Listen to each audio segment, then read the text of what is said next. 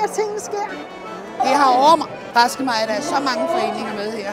Man kan mingle lidt med de andre, man kan netværke med dem og se, om der er noget, man kan bruge fra de andre foreninger. Det er godt. Det er meget oplysende. Vi er meget, meget nye, så vi er først startet her i 7. måned, og er først sådan helt etableret her i august. Vi har ikke været med før. Nu ved jeg, at det startede sidste år, men vi tænkte, at det var en god mulighed for at komme ned og vise, at vi er her, og også for at møde en masse mennesker. Vi har jo også en drøm om at finde nogle flere frivillige. Jeg er i gang med at supervise til et fællesmaleri, sådan så alle de besøgende kan komme hen og sætte nogle streger på det.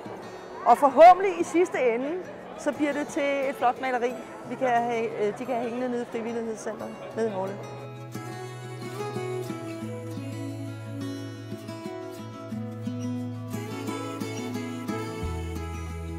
Man møder nogen, man kender, og en masse, man ikke kender, og sådan er det jo. Det er jo meget godt.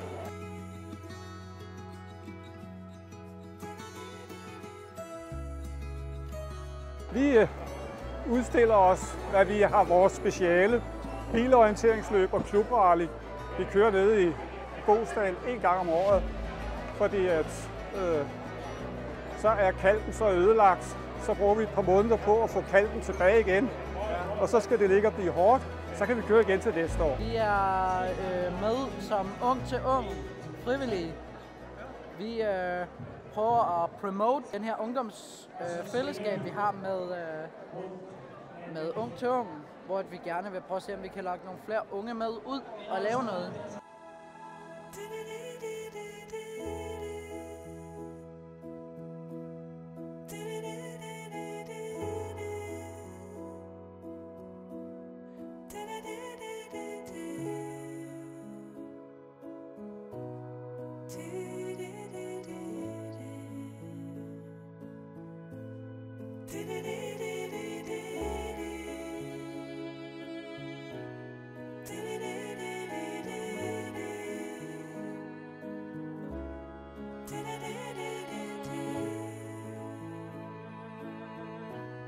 To